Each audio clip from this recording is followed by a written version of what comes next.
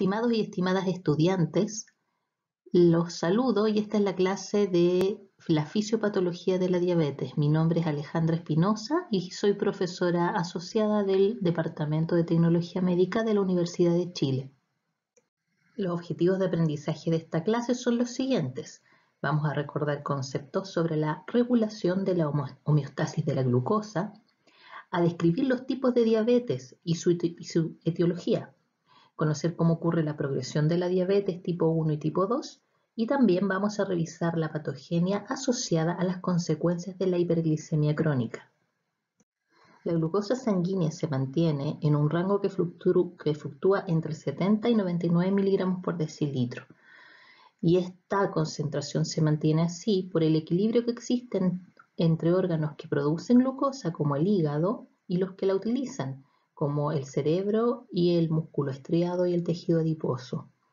En estado de ayuno, las bajas concentraciones de insulina que están en circulación, junto con pequeños aumentos en las concentraciones de glucagón, son los que aumentan la producción de glucosa, ya que favorecen la gluconeogénesis hepática y también el desdoblamiento del glicógeno hepático, proceso llamado glucogenólisis, con lo que se reduce así la captación de glucosa en los tejidos que son sensibles a la insulina, como el músculo esquelético y como la grasa o tejido adiposo. De esta forma se va a favorecer los precursores que están almacenados como aminoácidos y ácidos grasos libres, es decir, se favorece la lipólisis. Los procesos que está regulando la insulina en los tejidos los podemos resumir como procesos anabólicos. En el hígado estimula la síntesis de glicógeno, inhibe la glucogenólisis, inhibe la lipólisis y también disminuye la gluconeogénesis. En el tejido adiposo va a estimular la entrada de glucosa. También va a inhibir la lipólisis y va a estimular la adipogénesis. Y en el músculo esquelético va a estimular la entrada de glucosa al músculo y también estimular la síntesis de glicógeno. Las acciones del glucagón las podemos definir como acciones catabólicas. En el hígado, el glucagón lo que hace es estimular la glucogenólisis, estimular la lipólisis y estimular la gluconeogénesis. En el caso del tejido adiposo va a estimular la lipólisis y estimular la cetogénesis. Y en el músculo esquelético estimula la glucogenólisis.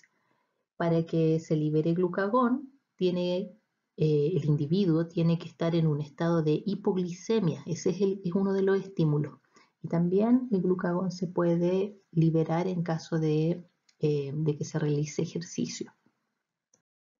Este esquema resume cómo estaría participando diferentes órganos en el manejo de estos niveles de glicemia, que ya dijimos que bordean los 90 miligramos por decilitro en condiciones de ayuno. El hígado entonces va a ser el encargado, estimulado por el glucagón, a que genere glucosa a través de la hidrólisis de la molécula de glicógeno. De esta forma la glucosa pasa al torrente sanguíneo y en estos momentos la insulina no se está secretando porque estamos en una condición de ayuno. Entonces esta glucosa de esa forma va a pasar al músculo esquelético y al tejido adiposo. También los riñones aportan en este proceso más o menos con un 20% en la generación de glucosa por el proceso de gluconeogénesis. Entonces, en la hiperglicemia de ayuno, ya que es una condición que ya no es fisiológica, se puede producir por exceso de gluconeogénesis o disminución del ingreso de glucosa a los tejidos. En un estado postprandial que se puede desarrollar a través de un examen bien conocido que se llama prueba de tolerancia a la glucosa oral, en el cual se administra una cantidad determinada de glucosa al individuo vía oral, podemos ver cuál es el efecto de este estímulo en la liberación de insulina por parte del páncreas. Entonces, si nos fijamos acá, estamos en el tiempo cero. Acá en el tiempo cero se administró una cantidad de 75 miligramos de glucosa a un individuo e inmediatamente la glucosa empieza a aumentar en sangre para luego disminuir. Ya a las 2 horas se espera que estos niveles de glucosa sean semejantes al nivel basal. Inmediatamente después de la ingesta de glucosa, la insulina empieza a liberarse al torrente sanguíneo, ya que el páncreas, a través de la liberación de esta hormona preformada en las células beta, esta es la que se libera al torrente sanguíneo y permite el ingreso de esta glucosa a sus tejidos blancos. Y de esa forma, la glucosa puede volver al estado basal. Es bueno conocer también el efecto de las incretinas en el manejo de la glicemia. Las incretinas son unos péptidos. Acá tenemos los representantes, el péptido similar al glucagón, el péptido inhibidor gástrico, que son liberados por la estimulación de la mucosa gástrica. Entonces, en 1902, Bayliss y Starling describieron este efecto. Entonces, ¿cómo lo hicieron el experimento? Ellos tenían dos grupos experimentales. A uno se le administró glucosa oral y al otro grupo se le administró esta glucosa vía intravenosa. Entonces luego, cuando midieron la insulina plasmática, se dieron cuenta que había una gran diferencia. Y esa gran diferencia era porque cuando la glucosa se administraba vía oral, estos péptidos se liberaban a nivel gastrointestinal y ayudaban a estimular al páncreas a que se produzca más insulina. Este efecto se ha visto que está disminuido en pacientes que presentan diabetes tipo 2, que más adelante vamos a ver en qué consiste. ¿Cuál es la relación entre la glucosa y la insulina? Cuando estamos en una condición postprandial o cuando se ingiere una dosis de glucosa vía oral, lo que ocurre es que rápidamente aumenta la glicemia. Ese aumento en la glicemia es un estímulo, es un regulador esencial en la secreción de insulina por parte de las células beta pancreáticas. Y lo que ocurre es que intracelularmente la glucosa activa la producción de ATP y ADP, y este cambio en la relación de ATP versus ADP va a ser un activador de un canal de potasio que es sensible al ATP. Entonces inmediatamente va a salir potasio desde el intracelular y eso va a generar una despolarización. La despolarización abre canales de calcio sensibles a voltaje y así ingresa calcio desde el extracelular y logra que los gránulos que están en el interior de las vesículas que almacenan insulina se liberen y de esta forma se puede liberar la insulina hacia el torrente sanguíneo. Y ahora, ¿cómo se logra que la insulina ejerza su acción en las células blanco? Lo que ocurre es que cuando tenemos insulina en circulación, se une a su receptor, que es un receptor tirosina quinasa, que está en células como el músculo esquelético, tejido adiposo. De esa forma, se gatilla una vía de transducción de señales que está mediada por la vía PI3 quinasa AKT, y de esta forma, aquí está PI3 quinasa, y de esta forma, finalmente el efecto final va a ser que vesículas que contienen el transportador de glucosa tipo 4, que están en estos tipos celulares, migren hacia la membrana plasmática de estas células, se inserten en la membrana y de esa forma hacen que la glucosa ingrese al intracelular. Este es un esquema que nos muestra exactamente lo mismo, donde tenemos a los GLUT4 marcados con una proteína fluorescente. Entonces podemos ver que en condición basal, sin estímulo de la insulina, GLUT4 está en el interior de esta célula, que es un adipocito, y luego de la estimulación con insulina, que es la condición B, estos GLUT4 se localizan en la membrana plasmática de este adipocito. Entonces, cuando se pierde toda esta regulación que nosotros acabamos de describir, vamos a estar en una condición llamada una pérdida en la homeostasis de la glucosa. ¿Qué implica esto? Que podemos tener tanto una hiperglicemia o una hipoglicemia. Hoy vamos a hablar sobre condiciones que generan hiperglicemia. Volvemos a la curva de tolerancia a la glucosa y acá tenemos cómo se comporta en un paciente normal, en el cual una vez que la glicemia aumenta luego de la ingesta de esta glucosa, a las 2 horas ya podemos encontrar valores normales o más bien basales, similares a los que el individuo mantenía antes de ingerir la glucosa. Pero en un diabético tipo 2, este manejo es anormal, es decir, la glicemia se mantiene elevada por mucho más tiempo comparado con un individuo normal. La diabetes es una pérdida en la homeostasis de la glucosa y que se caracteriza por hiperglicemia. Entonces, esta diabetes se puede dividir en diferentes tipos dependiendo de su etiología o de si hay algún componente ambiental o bien alguna causa genética, y la clasificación es la siguiente. Tenemos la diabetes tipo 1, que se origina por destrucción autoinmune de las células beta pancreáticas, y esto produce la pérdida absoluta en la producción de insulina. Si no tenemos insulina, la glucosa no puede ingresar a las células.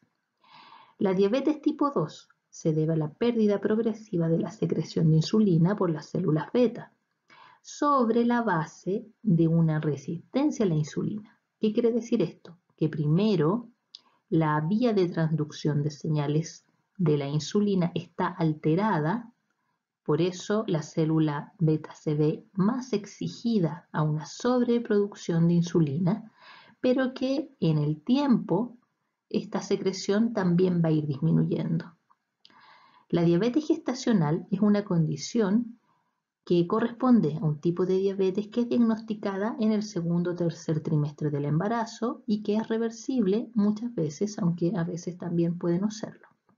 Y existen otros tipos de diabetes debidas a otras causas más puntuales. Por ejemplo, los síndromes de diabetes monogénicas, llamadas así porque algunos de los genes que están involucrados en el manejo de la homeostasis de la glucosa están presentando algún polimorfismo que implica finalmente que haya una tendencia a la hiperglicemia. En este cuadro podemos ver los diferentes tipos de diabetes y las pruebas de laboratorio que se ven alteradas cuando estamos en presencia de alguna de ellas. Acá tenemos el cuadro cuando el individuo es tolerante a la glucosa, cuando aún no ha desarrollado la enfermedad. Y acá tenemos las condiciones de hiperglicemia, que esto es un proceso, no aparece de un día para otro. Entonces, se puede estar en presencia de una prediabetes que se caracteriza por alteraciones de la glicemia en ayuno o de la tolerancia a la glucosa, o ya de la diabetes mellitus francamente diagnosticada. Entonces, dependiendo del tipo de diabetes, es también la dependencia a insulina, como aquí aparece, ¿ok? La diabetes tipo 1 es completamente dependiente de insulina, ya que, como hablamos al inicio, lo que ocurre es que la célula beta está destruida y deja de producirla. Con respecto a los exámenes que se utilizan, para el diagnóstico principalmente, los tenemos acá. Tenemos la glucosa plasmática en ayuno, F es de fasting, por eso esto está en... Ah, no, perdón, esto está bien. En la glicemia en ayuno solamente. La prueba de tolerancia a la glucosa, que hoy lo que se hace es medir una glicemia basal y finalmente a las 2 horas no se hace la curva completa.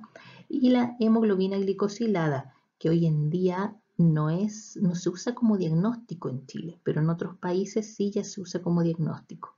Entonces existen unas tablas que correlacionan muy bien el nivel de glicemia con el de hemoglobina glicosilada, ¿ya? Entonces estos serían los exámenes que se usan para el diagnóstico y los vamos a estar revisando de a poco.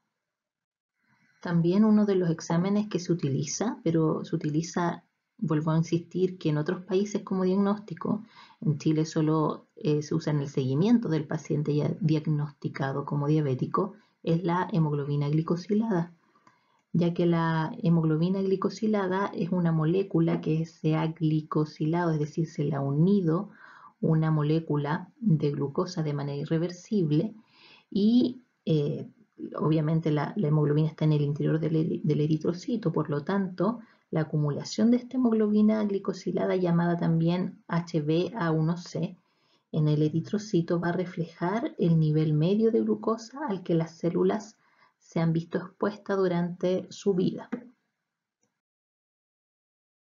El concepto de prediabetes implica un trastorno en el que el nivel de la glucosa en la sangre es mayor de lo normal, pero no es lo suficientemente alta como para que sea diabetes. Entonces es la etapa de transición. Se caracteriza porque la hemoglobina glicosilada puede ir de 5.7 a 6.4% y la glucosa en sangre en una condición de ayuno está entre 100 y 125 miligramos por decilitro. Si ya el individuo tiene 126 miligramos por decilitro y se vuelve a repetir esta glicemia y vuelve a dar un valor sobre 126 o igual, se considera diabético. Con respecto a la prueba de tolerancia a la glucosa, la prediabetes implica tener una glicemia a las 2 horas que esté entre los 140 y los 199 miligramos por decilitro. Acá lo mismo, si ya superó los 200 miligramos por decilitro las 2 horas después de ingerida la glucosa, el paciente es diabético. ¿Cuáles son los síntomas y signos de la diabetes? En un inicio, los signos son poliuria, polidipsia y polifagia. Poliuria porque la glucosuria que se produce genera finalmente que los túbulos renales arrastren agua por el efecto osmótico de la glucosa. Por eso la diuresis es mayor que en un individuo normal. La polidipsia se produce como consecuencia de la poliuria. Si se está perdiendo agua, es necesario también recuperarla para mantener el balance de agua. Y eso implica ganas de beber agua. Eso es polidipsia. Y polifagia implica la sensación de querer comer mucho, ya que la célula está sensando una falta de glucosa en su interior. Por otra parte, a medida que se avanza en la enfermedad, se puede producir pérdida de peso, fatiga, debilidad. Y si ya la progresión de la enfermedad ha implicado que la hiperglicemia sea constante en el tiempo, pueden generarse consecuencias que tienen que ver con daños a nivel de retina, pueden haber una predisposición a las infecciones, mala cicatrización de heridas o daños ya mayores como la nefropatía diabética o la neuropatía diabética. Vamos a revisar brevemente las diferentes etiologías de los defectos en la homeostasis de la glucosa, es decir, que causa que se genere esta pérdida en la regulación de los niveles de glicemia. Genética o ambiente. Tenemos que existe una predisposición genética, pero también hay factores ambientales como los estilos de vida, y aquí el más relevante es la obesidad. Ambos, tanto juntos o por separados, pueden producir esta resistencia a la insulina. Es decir, la vía de señalización de la insulina en sus células blanco está alterada. Entonces, esto genera una hiperplasia de las células beta pancreáticas para mantener este estado de normoglicemia. Pero a medida que se avanza en el tiempo, las células beta se van dañando y eso va a implicar una intolerancia a la glucosa, es decir, este estado de prediabetes. Y luego, cuando ya la falla es significativa, esta falla de la célula beta, podemos estar en esta condición de diabetes. La condición de resistencia a la insulina se caracteriza por una menor actividad de la insulina a nivel celular. Los órganos que son más afectados son el hígado, el músculo y el tejido adiposo. El hígado presenta su manifestación de resistencia a la insulina generando hígado graso, ya que se produce lipogénesis de novo. Luego, como compensación, el páncreas va a aumentar la secreción de insulina y lo que ocurre finalmente es que el defecto es que los GLUT4 que estaban en el intracelular de las células blanco no pueden insertarse en la membrana plasmática y no logran ingresar la glucosa hacia el intracelular. Entonces, ¿cómo se genera esta hiperglicemia? En las personas que están cursando la etapa previa a la diabetes, que es la resistencia a la insulina, podemos ver que está disminuido el efecto incretina, también que está aumentada la lipólisis y esto implica que también en el tejido adiposo haya un ingreso de glucosa reducido. También está aumentada la absorción de glucosa a nivel renal. Por otra parte, en el músculo esquelético se produce resistencia y por lo tanto la glucosa no ingresa. También puede haber una disfunción en la liberación de neurotransmisores que de alguna forma están regulando la hiperglicemia. Por otra parte, a nivel de hígado, lo que ocurre es un aumento en la producción hepática de glucosa. Entonces, de esta forma empeora más el problema. Y a nivel de páncreas, tenemos una secreción aumentada de glucagón y también una secreción disminuida de insulina que va empeorando con el tiempo. Entonces, con todos estos factores, el resultado final es esta hiperglicemia. Existen signos y síntomas que aparecen ya sea en la resistencia a la insulina o también se perpetúan ya en el estadio de diabetes tipo 2. Dentro de ellos tenemos la dislipidemia, que consiste en una alteración en el perfil lipídico del individuo, caracterizado principalmente por un aumento en la concentración de triglicéridos. También se presenta obesidad, se puede presentar el síndrome metabólico, que es una condición caracterizada por 3 de los parámetros que acá aparecen. Por ejemplo, puede haber presencia de obesidad abdominal, triglicéridos elevados, el colesterol de lipoproteínas de alta densidad está disminuido en su concentración, puede haber hipertensión arterial o glicemias en ayuno alteradas y todos estos van a ir sobre una base de un aumento en la concentración de insulina debido a la resistencia insulínica. Dentro de los signos clínicos se puede presentar este signo que es la acantosis nigricans, que es este color marrón que aparece en los pliegues de la piel y se produce por efecto de la insulina sobre fibroblastos que empiezan a transformarse y a secretar estos productos que producen la pigmentación de la piel. Brevemente vamos a hablar un poco de la diabetes gestacional.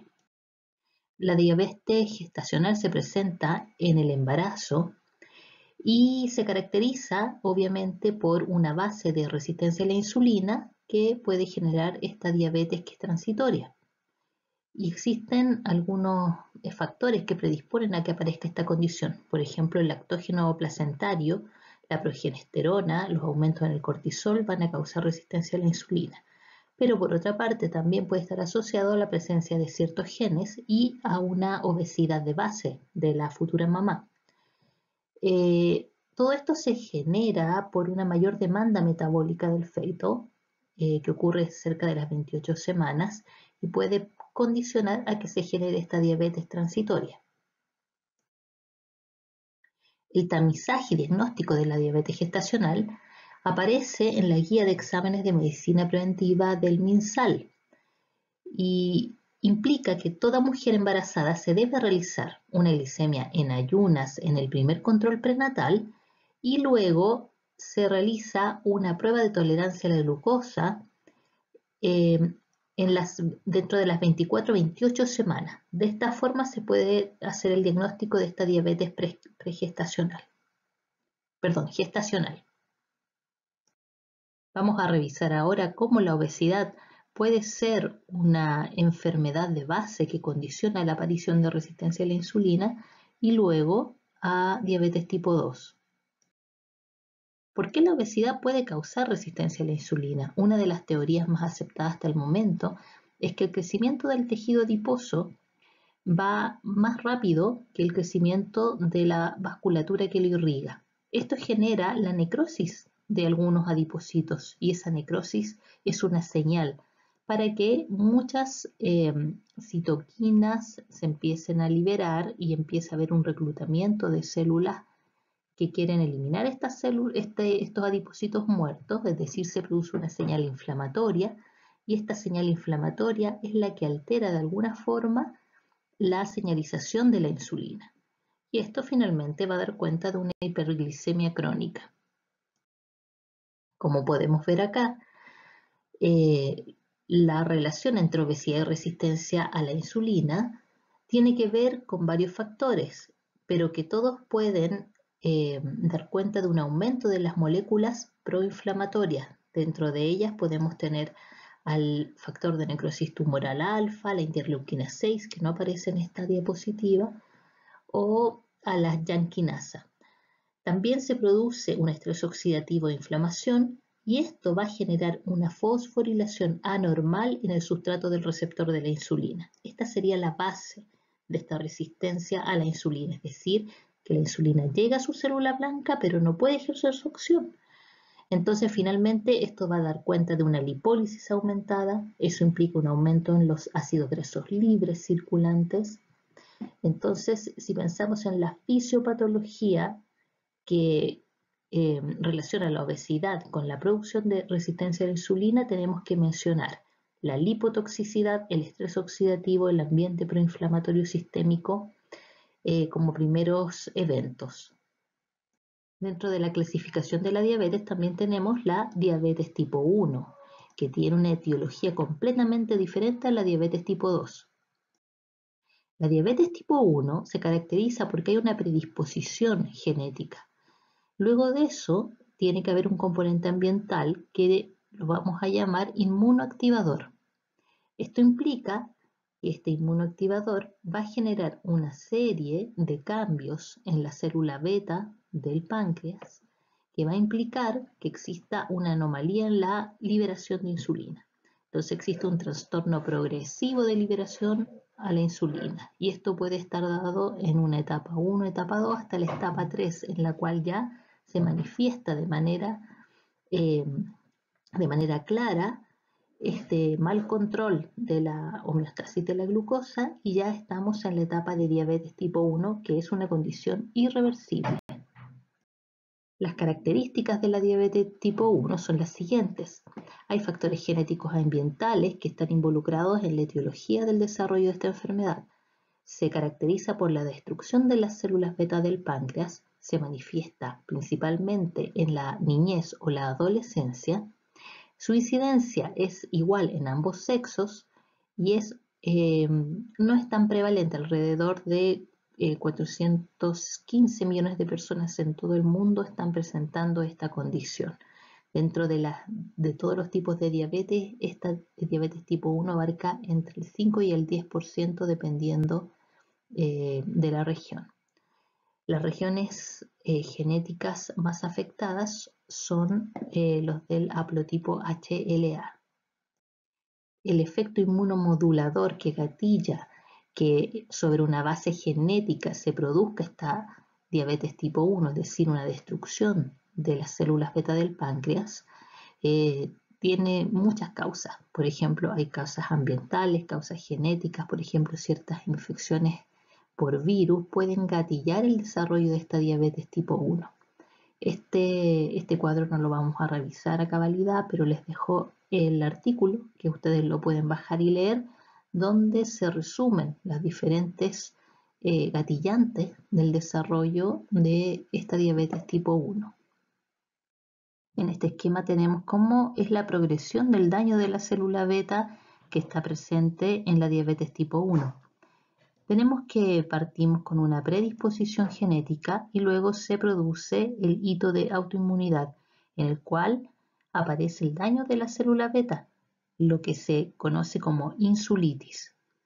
Luego aparecen los anticuerpos circulantes anticitoplasma de islotes. Y también estos otros, los GAD, que son anticuerpos antidecarboxilasa del ácido glutámico. En ese momento se produce la primera pérdida de la primera fase de la secreción de insulina y ocurre la intolerancia a la glucosa, algo parecido como en la diabetes tipo 2. Esto es la considerada prediabetes también en este caso, hasta que llega el punto en que ya no quedan células beta capaces de producir insulina, y ahí aparece el inicio clínico de esta diabetes tipo 1. Dentro de los principales problemas que se presentan en un paciente con diabetes tipo 1 tenemos la cetoacidosis diabética, el cual es un trastorno metabólico caracterizado por hiperglicemia, acidosis y cetosis. Se manifiesta esta condición con polidipsia, poliuria, polifagia, muy parecido a lo que ocurre con el diabético tipo 2. También puede haber pérdida de peso, pero puede aparecer náuseas, vómitos, deshidratación, dolor abdominal, decaimiento, calambres y la respiración de Kussmaul, que es clásica de una acidosis metabólica. ¿Y qué ocurre? En el momento que la célula beta muere, ya no hay secreción de insulina. Esta secreción de insulina puede generar hiperglicemia. La hiperglicemia genera diuresis osmótica. La diuresis osmótica produce hiperosmolaridad y eso implica un estado hiperosmolar hiperglicémico.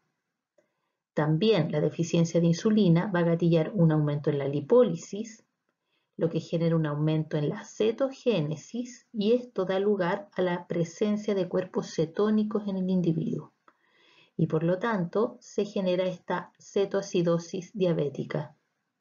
La determinación de cuerpos cetónicos se puede realizar mediante la determinación de la cetonemia, es decir, medición de cuerpos cetónicos en el plasma, o bien cetonuria, que es la medición de cuerpos cetónicos en la orina. Y cuando hablamos de cuerpos cetónicos nos estamos refiriendo a estos componentes que provienen de la metabolización del acetil-CoA. Tenemos el ácido acetoacético, la acetona y el ácido hidroxibutírico.